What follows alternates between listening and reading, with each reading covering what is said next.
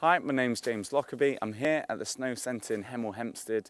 On this video, we're going to be making some snowplough turns. We need to turn to be able to control our speed, slow ourselves down. First of all, we're just going to be looking at using the snowplough, pointing it side to side, and a little bit of a snowplough wiggle. All I want you to do, make your snowplough shape, big steps, then little to turn around, looking down the slopes, and just going to be pointing the tips of your skis from side to side. Let the skis turn first and your body follow, looking down. Just pointing them side to side, little wiggle.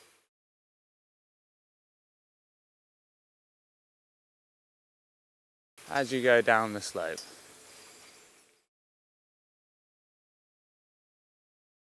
So now we've had a go at small little shallow turns in the snowplough wiggle. I wanted to try and make some round C-shaped turns. To make us turn, we're going to need to shift our weight from side to side and move our legs by stretching and softening them to keep us balanced over our skis as we turn. When we turn, we've got one ski that will go around the outside of the skirt and one ski that will go on the inside.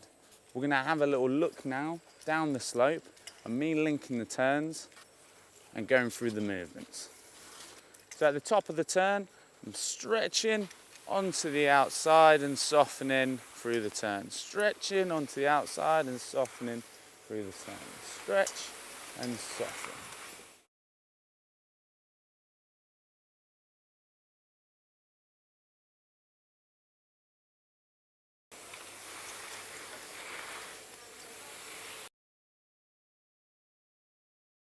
Great exercise to help you with the movements and making the turns is we're going to use some claps. Now at the top of the turn, I want you to clap behind your back, and then as you're going round through the turn, clap down beside your outside knee. Each turn, you're going to be switching sides. Clapping at the top of the turn, clap down by the outside knee. Clapping at the top of the turn, clap down by the outside knee.